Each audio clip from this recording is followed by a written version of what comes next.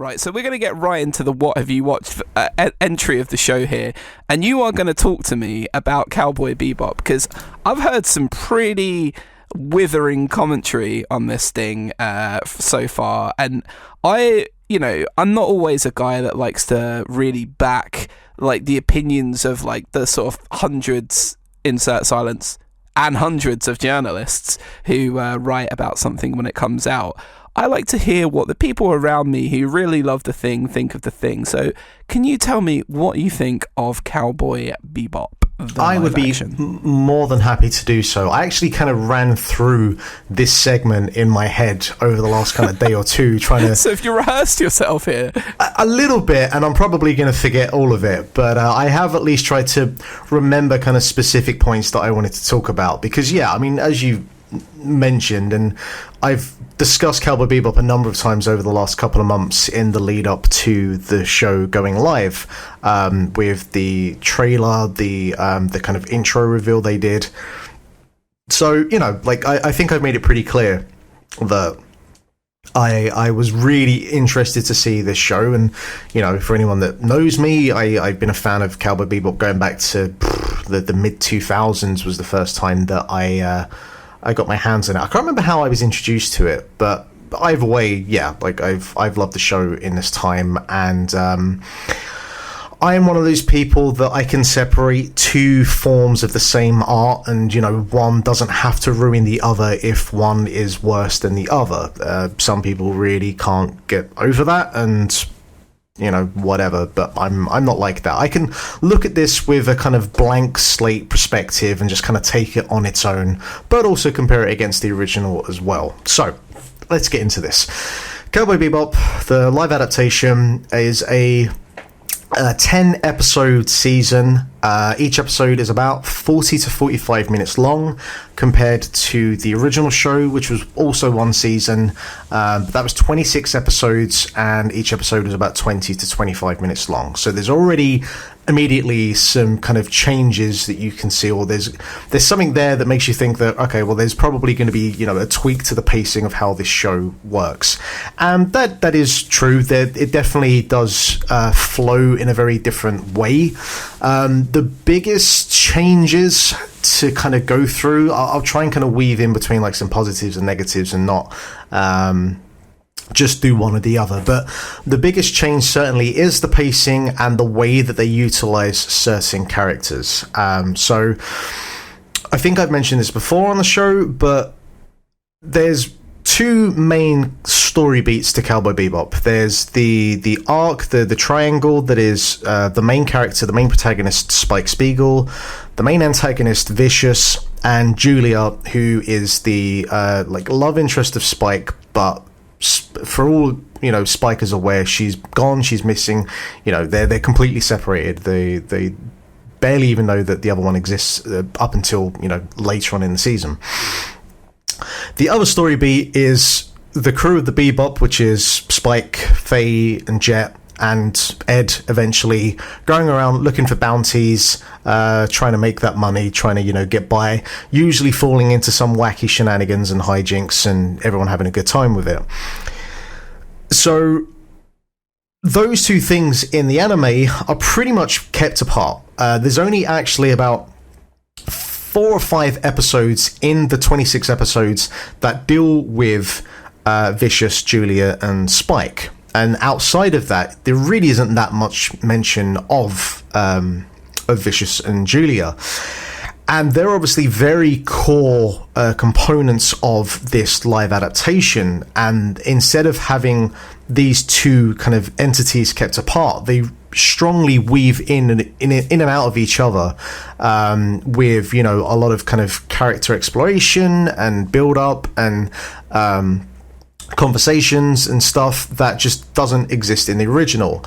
And so one of the biggest questions I had going in is like, what is this? Is this a shot for shot remake of the anime? Is it a completely new story? And it's basically a reframing of the anime fit to live adaptation. It takes the overall story that from the anime, but it does kind of shift a lot of the parts about, which I'll try and explain a little bit without giving anything away, because I don't want to spoil too much for anyone that either does want to watch this or whether they are familiar with the original work or not. So the biggest shift from this then is the fact that Vicious and Julia, who really only show up for a couple of episodes throughout the entire season, are now slap bang there in each episode, which is a bit jarring because it kind of goes against their characters. And ultimately, like, the biggest failing of this show for me is the way that these two characters are portrayed, for a number of reasons. Vicious's character, he's an enigmatic presence. There's a lot of kind of mystique around him. He's very cold. He's in the shadows almost. Taking that character and now making him a very prominent part of this live adaptation, it kind of goes against the way that character works in the anime. And regardless of the fact that, unfortunately, Alex Hassel, who plays Vicious in this, his performance is ironically very animated. He has a lot of facial expressions, and they do some stuff where they force in, they kind of bolt on some sort of family tie-ins that don't exist in the original, that I think are there to try and make some more of a kind of like human connection for people that aren't aware of the original material. Because I imagine that there is like a balancing act that you have to do when you're taking something like an anime to make it work for people that know the source material, and obviously work for people that just have Netflix and are like, oh, what's this thing, Cowboy Bebop? Even though they did put on the original a couple of weeks ago. And unfortunately, his portrayal just doesn't work. You can take a character and shift certain dynamics about that character, as I'll get to in a bit, but ultimately for me, Vicious it doesn't work for me. And by proxy as well, Julia, her character, it's kind of the same thing. And ultimately that is the biggest failing, of the show for me. On the flip side of that, Spike Spiegel, Jet Black, Faye, Valentine, the three main characters, their portrayals by John Cho, Daniela, Pineda, and Mustafa Shakir, I think all three of them across the board work really well. I think that Shakir in particular is Jet Black. I think his performance is basically like a bang-on kind of like the thing that is the closest representation of the anime outside of Ein the dog, because they just got a corgi. Hey, that works.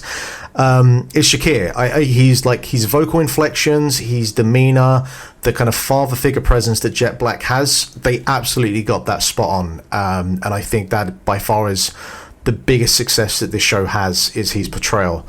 John Cho, like, for some people, they still kind of find it weird that John Cho is Spike Spiegel. I still kind of find it kind of weird, considering that, once upon a time he was in Harold and Kumar Go to White Castle.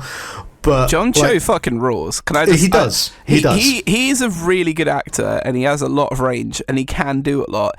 It's just people kind of associate him so much with that kind of thing up to this point in his career. So to me, I think it's important for him to break away and do some stuff like this. Like that horror movie that he did, I think it was called Searching, which was kind of all taking place through computer screens and stuff, which was really cool. Oh, I remember seeing a screen grab of that at some point. Yeah. Mm-hmm. And now, this role, like, in a million years, I wouldn't have called him out for it. But I've got to say, he looks the part from what I've seen, but did he act the part in the show? Well, for a start, you would be stunned to think that man is 49/50 years old. He got himself in shape for this role, I will say that much. Like, you remember in Casino Royale, the scene where Daniel Craig comes out of the ocean and he's like shred to fuck and he's buff, and you're like, Jesus, what? Fucking Craig, you've been eating that chicken, haven't you? Kind of the same thing here. There's a scene in the first episode where John is topless and he's working on one of those, I don't know what they're called exactly, but it's kind of like a wooden pole that has these parts that extrude out, and you're doing your martial arts or whatever with it. And okay. At first I thought you were going to say he's just working the pole like he's a stripper or something. I mean, he is working the pole, let me tell you. Oh dear, Mark. But phrasing? Does no one care about phrasing anymore? There you go, have it back. But yeah, he does look the part. I will say that there are times when it does kind of look a little bit sort of John Cho doing cosplay as Spike Spiegel, other than just me looking at Spike Spiegel. But I think anyone who was doing that would suffer that, because it's such a distinctive outfit and hair, and it's a very distinctive look. Where, like, with Jet Black, like, his distinctive look really is just in he has like a kind of eye feature, like this kind of metallic plate in his eye. Past that, you can really do anything you want with the outfit, and it really then just comes into the character portrayal. But with Spike, the outfit makes up a lot of what that character is. So there are times when it does feel a little bit cosplay, but in terms of his demeanor and his portrayal, I'd say it's about 80 to 85% of the way there. Like, for the most part, I really enjoyed his performance. He obviously has depth. The interplay between him and Jet is like it. It's not a kind of laugh every 5 minutes type of show. It's not a comedy, but there is a lot of humor in the dialogue in a way that I think I mentioned when the trailer came out, that I was worried that it was doing that kind of MCU, the joke is just reacting to the thing that happened, but it's not actually a joke. And it doesn't actually do that. There is actually some kind of funny interplay between the characters. And then finally, Daniela Pineda as Faye Valentine. Her character has the biggest shift in terms of the character portrayal, because the original Faye Valentine is she's very much like a temptress. She knows exactly, the power that she has in her sexuality, and the way she's designed is a very striking image, and obviously is not possible for a woman anatomically to look like that. So they strip away some of that. There is still a little bit of an element of it, but they go more in a kind of like Riot Girl punkish way with her. Like, I think they kind of up the sort of like attempt to make her like a badass character. And for the most part it works. They do also up her swearing to 11. Like, she's by far the most vulgar character in the show. And, the anime does have swearing, but it's not like a connective tissue between sentences in the way that Faye in this sometimes is. It does come across a little bit lazy at points. But overall, I have no issues with these three characters. And, like, if they, did another season and it was just them doing the wacky hijinks and getting into trouble and having that interplay between the three, I'd have no issue with that whatsoever. I think they do a really good job with that. One of the things that's interesting with the show is that, as I mentioned earlier, because you've got this 10 episode, 45 minute per episode structure, what they do in terms of reframing the story, because it's kind of it gives you a false perception in the first episode, because the first episode, about 70% of it follows what happens in the first episode of the anime. So you're kind of thinking, all right, this is just going to be like more or less a like-for-like replica of the anime. But then episode 2 pretty much takes like something that happens way off in like episode 18 or something, and then uses it in episode 2. And at that point, it's off to the races, and you kind of like, I have no idea how this show is going to get to what I know, the crux of this arc of this story is, but I don't know how it's going to get there anymore. And something they do that I actually think is pretty clever, and I wouldn't have thought to do it, is what I was talking about, where you have the two kind of main story beats are kept separate. They weave them in, and the way that they do it, in particular, there's one episode that is basically, it's Spike and a character called Mad Pierrot, who is this kind of crazed scientific experiment who... he's like a mad killer, and if he sees someone, he will not stop hunting them till he kills them. But he also has like the mind of a child, so he's completely crazed, he's completely deranged. And the show, like the anime, the episode, it really is just those two just kind of going at each other. But in the live adaptation, Vicious actually hires, or he doesn't hire him, but he gets him to escape from the lab that he's kept in, and then basically uses him as a hitman to go after Spike. So they kind of use him as a way to connect these two characters who, for the most part, I'm up to episode 8, so I've still got 2 episodes to go. But, these two cross paths, but they do it in ways where they don't physically cross paths. There's another episode that uses this kind of like cult messiah that's AI, that's like uses this kind of VR software to trap people and steal their consciousness. And they even use that as a way to explore more the relationship between Spike and Julia and Vicious. And I think that's actually really well done as well. So, like, overall, I'm fine with this show. Like, it does have its problems. The visual effects are a real mixed bag. Like, sometimes some of the kind of more like still framing shots look really spectacular.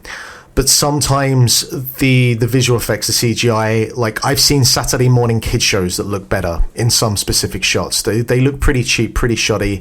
You know, sometimes it's pretty clear that I'm looking at a green screen with these characters here. Sometimes they, you know, get around that and it looks okay. The actual kind of practical sets, the interior of the Bebop has a really good sense of space and geography, and you kind of get a really good sense of, like, hey, I understand how these rooms are connected and how they connect to the main room, which actually is something that the Bebop in the anime doesn't actually, you don't actually get that perspective. Like, the way that certain scenes of films and how they kind of get from one place to another, you'd think that Bebop is like the size of the Titanic. It seems massive in comparison. It's ridiculous, but I think they do a really good job of that, and a lot of the set pieces and a lot of the sets that they create actually look really well. It's more the visual effects that sometimes they fall short on. Soundtrack wise, they brought in the original composer, so, you know, it's basically, hey, take a bunch of stuff from the original anime, tweak it a little bit, add some new stuff, go for it. And it's as incredible as it was in the original. You know, you got your fusion of jazz and blues and hard rock and like electronica at points. There's nothing here I could say that no one else has. You know, it's one of my favorite soundtracks of all time, and I've been listening to the new version of the soundtrack, and it will obviously take a few listens because I've been listening to that original for, like, you know, 20 years at this point almost. But it holds up. It does hold up. I think that covers most of the stuff. Again, I haven't finished it, so I'll probably have, like, some final thoughts next week.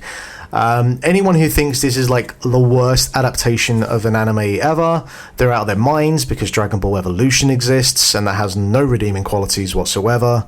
I think this show stands on its own. It's definitely not as good as the original. The portrayal of Vicious and Julia, again, they really they got that wrong. I don't know if it was a casting mistake. I think a little bit of that is the issue. I do think they should have had an Asian character to play Vicious, but just the direction that they give those characters and the way their story evolves, none of it is working for me. None of it is clicking with me. And I don't know if they would have been able to make that work unless their screen time was brought back down to kind of how it is in the anime. But I don't think they could have done that. So, I'm, you know, straddling. I'm kind of about a 7 and a 7.5 out of 10. Nina, friend of the show, Nina, has kind of pointed out that the ending is quite divisive. I had seen some people saying that the ending was quite divisive, so I'm going to guess that it does something different from the original, which would make sense because, you know, they never made a second season, and while there are still elements they could pull from the original show, it is one of those things, and I was thinking about this, is like, if they were to make a second season, what the hell does that look like? You know, like, that at that point you are pretty much going off script. You are doing something new. So how would they do that? Or would they, you know, try and get to a point in the original show and then split that off, and then we do a second season, but it's still kind of contained in the universe of the original show? I don't know yet. I'll need to kind of wait and see. But I'm enjoying it. I think that if you haven't seen the show before, I do think there are certain elements of it that would be lost on you. Not so much in terms of, like, the story is pretty easy to follow, but there is a kind of, there is that, I guess, nostalgic feeling that you get, and that power, that draw of seeing certain characters that you've been watching for 20 years in this animated form now being brought to life. There is a magic to seeing that happen. And that obviously would be lost on, like, someone like you if you was to watch it. But I think the show is easy to watch and to follow along with, and, you know, it does have its compelling moments. And again, the interplay between the three main characters, I think alone is worth watching for. So yeah, I think I've said everything that I needed to Mate, say about this. 100%. Yeah, that feels like a proper review. Like you could trim that and add some background and put that on YouTube as my review of Cowboy Bebop. Mark Commode over here, I'm trying to do my best. Yeah, that's it. You're halfway there. You just need to change your last name at this point. But yeah, that is true. But like, would Mark Commode enjoy this Cowboy Bebop series? I imagine he would get a couple of chuckles out of it. I don't know. I have no idea. I think he'd enjoy the music, right? Because he's super into his music. He would love the music by far. There's a couple of people that I watch, like their YouTube channels that do film reviews and TV reviews, and I know one of them in particular. He reviewed the anime within the last 6 months, so I'm kind of waiting to see if they'll do a recap to watch those. Because like there was one YouTube review I saw. I didn't actually watch it, and they were like celebrating the fact that it had gotten some low scores because for them the show had gone woke, but this guy is just a fucking muppet. So yeah, I whatever. mean, I don't. Anyone that uses that as a reason for anything can immediately get in the sea. Yeah, and I didn't watch it, but the only two things I can imagine that he thinks is woke about it is the fact that in the original show there is a transgender character, and there is a moment of like transphobia that happens that obviously doesn't exist. Like the way that the character exists in this show is completely different, and it is also portrayed by a non-binary character, which is awesome. But there's also a same-sex on-screen encounter, shall we say, that happens that doesn't exist in the original. So they're the only two things I could think of that he thinks are woke. But basically all that he's saying is that he finds it weird seeing women have sex on screen, because clearly it's something he wouldn't know what that feels like. So he can get fucked as far as I'm concerned. I really don't understand why people feel the need for literally everything to be about them. Like, one of the things I find really interesting about watching, say, foreign cinema or just anything in general that's from someone else's perspective, from a life that you had never experienced, or just, a part of the world you're not from. I love seeing that sort of stuff because I know how it is to be me. I know how it is to be a person that lives in England. I know how it is to be a, straight white person and all of this shit. I don't care about seeing too much more of that. I mean, yeah, every now and then it's cool to see somebody that like has stuff in common with myself, but it's just way more interesting to see someone portray something else differently on screen. So yeah, I always find it odd when people use the fact that it's something that they don't associate with as a reason that they don't enjoy something. It's like, learn about another culture. Honestly, like, looking at that guy's channel, and I've heard of him before. Yeah, just don't give him the time of day. I think most of it is just clickbait, and ironically, these are the same people that would be whining at IGN for giving their favorite game a 6 out of 10 or something. Yeah, who cares? It's pure just reactionary like clickbaity bullshit, and I don't have the time of day for it. But Cowboy Bebop, I enjoyed it. I would give a recommendation. Like, I'd really like you to watch the show, because I'd be really curious to get the perspective of someone who doesn't have that connection to the original. Like, I've been talking with friend of the show Nina quite a bit this week about it, but it's like I do want someone's perspective that doesn't have that emotional connection with it. And you're a well-informed, educated man, so there's your homework project. Allegedly. Yeah, cool.